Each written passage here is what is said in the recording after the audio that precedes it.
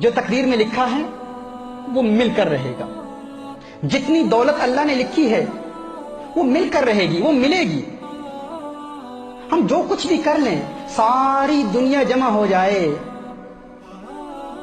ہماری کل دولت سے وہ جو اللہ نے لکھی ہے اس میں سے ایک پینی, ایک پاؤنڈ, ایک یورو, ایک درہم, ایک دینار, ایک روپیہ بھی نہیں نکال سکتے. جو لکھا ہے مل کر رہے گا. اور اگر ساری دنیا ہماری ساتھی بن جائے, ہماری معاون بن جائے, سارے مالدار لوگ ہماری مدد کرنا شروع کر دیں, تو جو اللہ نے لکھا ہے اس میں ایک پینی کا اضافہ نہیں کر سکتے. یہ قانون ہے. اگر مسلمان ہیں تو اس پر ہمارا عقیدہ ہونا چاہیے کہ جو کچھ اللہ نے لکھا ہے وہ مل کر رہے گا. اگر آپ آج غریب ہیں تو مت سمجھیے کہ آپ اس لیے غریب ہیں کیونکہ آپ زندگی میں کوئی ایسا بڑا کام نہیں کر پائے, اپنا اہل تھے اس لیے غریب ہیں.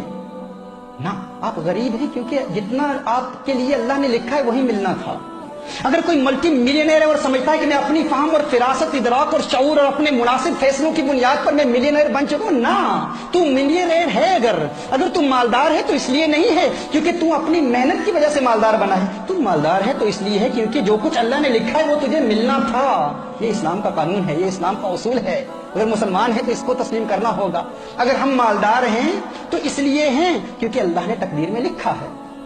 اب جو لکھا ہے وہ تو مل کر رہے گا نا, اس سے تو ہمیں کوئی محروم نہیں رکھ سکتا. تو پھر پریشانی کس چیز کی, پھر پریشان کیوں ہوتے ہیں؟ اب یہاں سوال پیدا ہوتا ہے, نیچرلی ایک سوال پیدا ہوتا ہے, ذہن میں ایک سوال آتا ہے کہ ٹھیک ہے اگر ایسی بات ہے تو پھر ہم کام کیوں کرتے ہیں, ہم محنت کیوں کرتے ہیں, گھر بیٹھے رہیں, کچھ نہ کریں تو پھر بھی مل جائے گا. تو آپ کو بتاؤں, یہی اسلام کا قانون ہے, یہی ضابطہ ہے. اگر آپ گھر میں بیٹھے رہیں, کچھ بھی نہ کریں, جو لکھا ہے وہ مل کر رہے گا. تو پھر ہم کام کیوں کرتے ہیں؟ کیونکہ کام کرنا رسالت محمد صلی اللہ علیہ وسلم کی سنت ہے. محنت کرنا, اور محنت کے ذریعے وہ جو اللہ نے لکھا ہے وہ تو ملے گا, لیکن محنت کے ذریعے اس کے حصول کے لیے حلال روزگار کمانے کے لیے کوشش کرنا, یہ کوشش میرے آقا کی سنت ہے, یہ عبادت ہے, اس پر ثواب ملتا ہے. ہم اس لیے کام نہیں کرتے کیونکہ جو اللہ نے لکھا ہے اس پر اضافہ ہوگا, نہ, یہ قانون نہیں ہے. ہم کام کیوں کرتے ہیں؟ کیونکہ کام کرنا سنت ہے, یہ عبادت ہے. حلال روزگار کی تلاش عبادت ہے.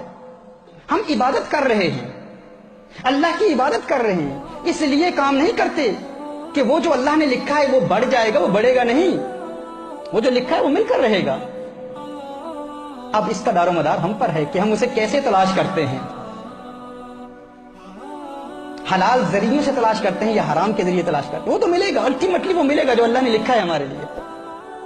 تو جو ملے گا اس کے لیے پھر ہم گناہ کیوں کریں؟ اس کے حصول کے لیے حرام کاروبار میں کیوں ملوث ہوں؟ اللہ عز و جل نے جو لکھا ہے وہ مل کر رہے گا. مجھے یہاں ایک واقعہ یاد آ رہا ہے. آج سے 4-5 سال قبل تقریباً ہمارے نیوٹن روڈ مرکز میں, ہمارے پرانے مرکز میں ایک صاحب میرے پاس آئے, ہماری محفل میں آئے, اور کہتے ہیں کہ تنگ دستی ہے, بڑی پریشانیاں ہیں, میں چاہتا ہوں کوئی کاروبار مل جائے, روزگار کے لیے دعا کیجیے. کچھ محافل میں آنا جانا رہا, اللہ عز و جل نے کرم کیا, انہیں کام مل گیا.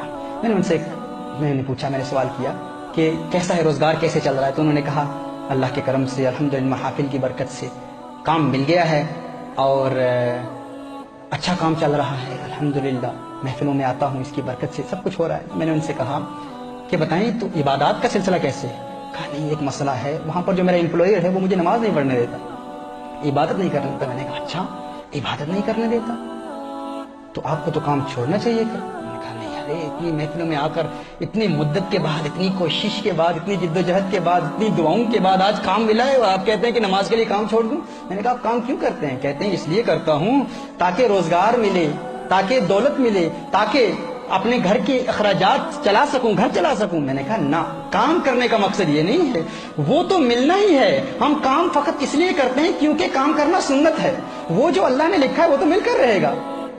اور قانون کیا ہے؟ اصول یہ ہے کہ اگر کوئی سنت آپ کو فرض سے محروم کر دے تو آپ اس سنت کو چھوڑ دیں, فرض پر عمل کریں. اب کام کرنا سنت ہے, نماز پڑھنا فرض ہے.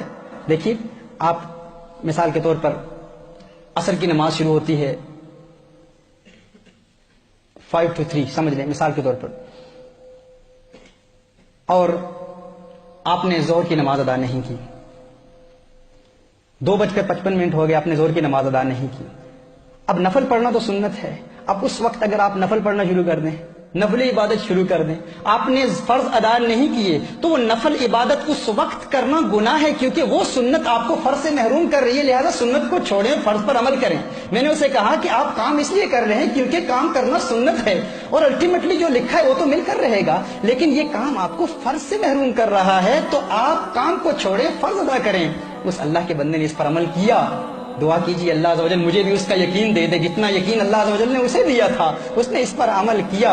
कुछ अरसे के बाद मुझे मिला, मैंने कहा क्या किया, काम का क्या हुआ? कहा छोड़ दिया। मैंने कहा रोजगार कैसे चल रहा है? कहा अल्लाह के करम से एक टैक्सी बेस का खुद मालिक हूं, अभी खुद मालिक हूं।